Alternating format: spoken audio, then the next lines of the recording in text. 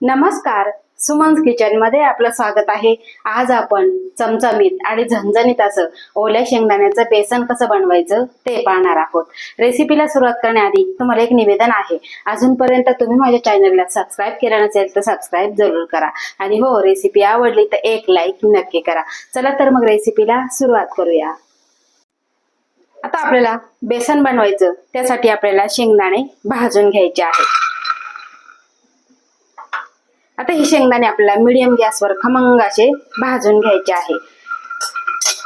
आता बाजारामध्ये खूप साऱ्या ओल्या शेंगा यायला लागलेल्या आहेत आणि तुम्ही एकदा हे बेसन जरूर करून बघा, कारण ज्यावेळेस ओल्या शेंगा येतात त्यावेळेस आमच्या घरामध्ये हमखास हे बेसन बनवलं जातं। आणि एरवी सुद्धा भाजीला काही नसलं तर जे सुकवलेले किंवा वाळलेले शेंगदाणे असतात त्याचं सुद्धा बेसन बनवलं जातं। बाजरीच्या भाकरीबरोबर, ज्वारीच्या भाकरीबरोबर खूप छान लागतं। आता हे शेंगदाणे आपण खमंग असे भाजून घेऊ।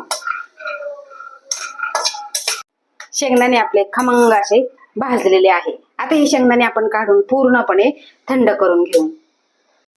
तर इथे आपले शेंगदाणे पूर्ण थंड झालेले आहे आणि मिक्सरचं भांड घेतलेलं आहे। या मिक्सरच्या भांड्यामध्ये हे शेंगदाणे आपल्याला घालायचे आहे। त्यानंतर घालायचं आहे यामध्ये आपल्याला 5 ते 6 लसूण पाकळ्या, त्यातच घालायचं आहे 2 चमचे सुकं खोबरं आणि थोडीशी आपल्याला कोथिंबीरीच्या या काड्या आहेत त्या काड्या घालायच्या आहे आणि पाणी घालून आपल्याला हे बारीक वाटून घ्यायचं आहे। बेसन बनवण्यासाठी इथे मी कढई गरम करायला ठेवली आहे आणि यामध्ये घालायचं आहे आपल्याला 4 चमचे तेल। तेल तुम्ही तुमच्या आवडीप्रमाणे घालायचं आहे। आता तेल आपल्याला चांगलं गरम करून घ्यायचं आहे आणि तेल गरम झालं की लगेच यामध्ये आपल्याला अर्धा चमचा मोहरी आणि अर्धा चमचा जिरं घालायचे आहे आणि छान अशी आपल्याला हे फुलवून घ्यायचे आहे।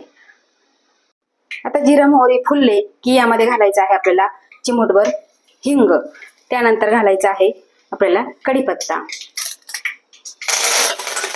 आता कढीपत्ता घातला की इथे मी एक मोठा कांदा एकदम बारीक कट केलेला आहे। आपल्याला हा कांदा हलकासा सोनेरी रंगावर परतून घ्यायचा आहे। कांदा घातल्यामुळे काय होतं, जे आपलं बेसन आहे ते चवीला छान लागतं।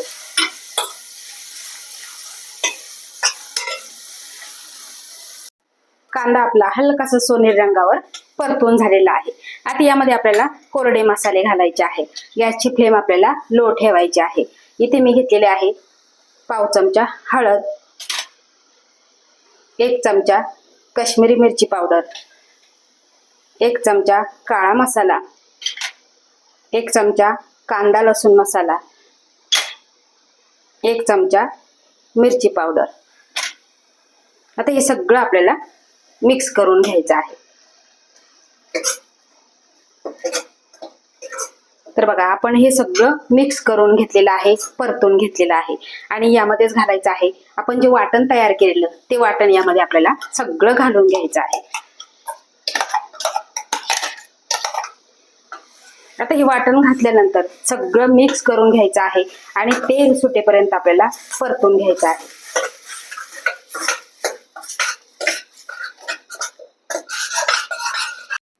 तर आपण तेल सुटेपर्यंत वाटण हे परतून घेतलेलं आहे। तुम्ही कडेने बघू शकता छान असं तेल सुटलेलं आहे।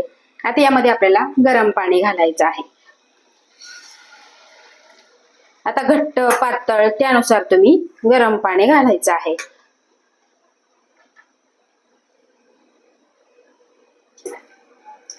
साधारण 2 ते 2.5 ग्लास इथे मी पाणी घातलेलं आहे। आता तुम्ही घट्ट पातळ इथे बघू शकता। आता यामध्येच घालायचं आहे आपल्याला चवीपुरतं मीठ आणि त्यानंतर घालायची आहे थोडीशी कोथिंबीर। आता गॅस मोठा ठेवायचा आणि एक मोठी उकळी काढायची आहे। बेसनाला एकदम छान अशी मोठी उकळी आलेली आहे आणि आता परत आपल्याला हे मिक्स करून घ्यायचं आहे। आता हे मिक्स केलं की गॅसची फ्लेम आपल्याला लो करायची आणि त्यानंतर यावरती आपल्याला झाकण ठेवायचं आहे। थोडीशी फट राहील असं झाकण ठेवायचं आणि 10 ते 12 मिनिटे आपल्याला हे आटवून घ्यायचं आहे। असं आटवून घेतल्यामुळे काय होतं, जे बेसन आहे किंवा कोणतीही भाजी करा, ज्यावेळेस तुम्ही आटवून घ्याल त्यावेळेस ती चवीला छान लागते. तर इथे 10 ते 12 मिनिटानंतर तुम्ही ते बघू शकता छान असं बेसन हे आपलं आटलेलं आहे. आता पुन्हा एकदा आपण हे मिक्स करून घेऊ आणि तुम्ही घट्ट पातळ इथे बघू शकता. आता गॅस आपल्याला बंद करायचा आहे आणि 10 मिनिटासाठी असंच ठेवायचं आहे. तर इथे 10 मिनिटांनी तुम्ही बघू शकता छान अशी तरी आलेली आहे. आता यावरती आपल्याला पुन्हा थोडीशी कोथिंबीर टाकायची आहे आणि एकदा मिक्स करून घ्यायचं आहे. अतिशय चवदार असे हे बेसन तयार झालेलं आहे. भूक नसताना सुद्धा तुम्ही जेवायला बसाल एवढं हे चवीला छान झालेलं आहे. करायला खूप सोपं आहे आणि मी तुम्हाला सांगितलेलं आहे बाजारामध्ये भरपूर अशा ओल्या शेंगा आलेल्या आहेत आणि ओल्या शेंगाचं तुम्ही एकदा बेसन जरूर करून बघा. हे बेसन तुम्ही भाताबरोबर भाकरी बरोबर अप्रतिम लागतं. एकदा करून खाऊन बघा आणि कमेंट करून सांगा कसं झालं ते. तर तुम्हाला माझी ही आजची ओल्या शेंगदाण्याच्या बेसनाची रेसिपी कशी वाटली ते मला कमेंट करून नक्की सांगा. आवडल्यास लाईक करा, शेअर करा, सबस्क्राईब करा आणि बाजूचं बेल आयकॉन बटन प्रेस करा. धन्यवाद.